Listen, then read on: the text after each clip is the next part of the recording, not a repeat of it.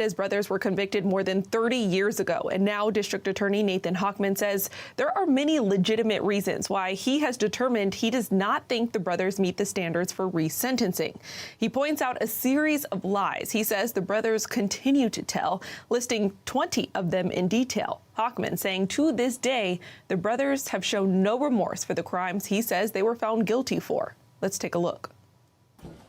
She's reminded of her why every time Sabra Williams sorts through these projects created by juvenile youth enrolled in her programs. We made bad decisions, but that does not mean we're bad people. Her organization, Creative Acts, has numerous active programs in prisons across the state and LA County juvenile system, using art and tech as behavioral change tools to help inmates radically reimagine their lives, heal trauma, and re-enter society. We're the first program ever in solitary confinement.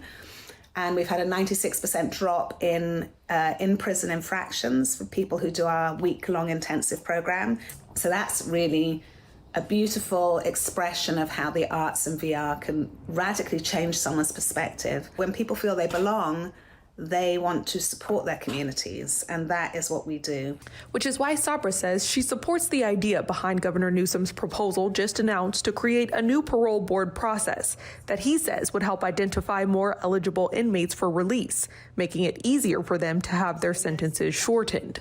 Newsom already reduces certain prisoners' sentences by making them eligible for parole, but currently that decision would then head over to the Board of Parole Hearings for a risk assessment before a final decision can be made.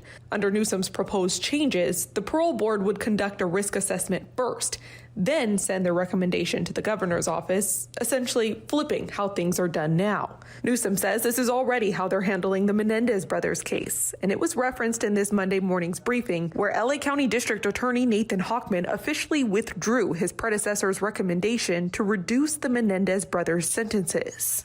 It's the facts and the law.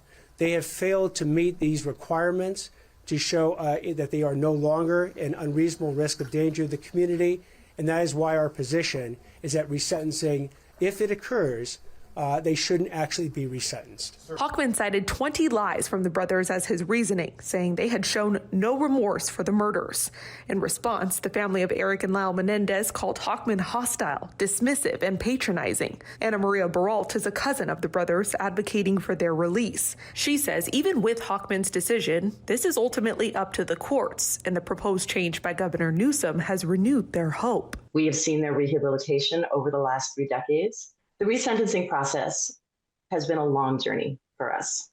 Now with the new directive to the parole board, we are confident that they will determine the brothers are not a risk to public safety. While Sabra can't speak specifically to the brothers' case, she says her 20 years working within this system has revealed a need for this more streamlined process. And if people have changed their behavior and they have a track record to prove that they changed their behavior, they should be able to go before a parole board and be released with support. Support that would ensure anti-recidivism and another chance in society.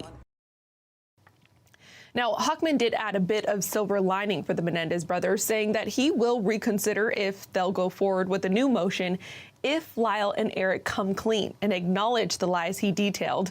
That would include admitting that they did not kill their parents in self-defense. And as far as Newsom's new parole proposal, his office says this all could take months, and the process would still need final approval from the Office of Administrative Law, and even that would come after a public comment period. So there are still several steps ahead before this is officially adopted. Thank you for watching our YouTube channel. For more stories in your communities, click the subscribe button right here. You can also download our app or watch us on TV for the latest information, balanced coverage, weather updates every 10 minutes, and more. We'll see you then.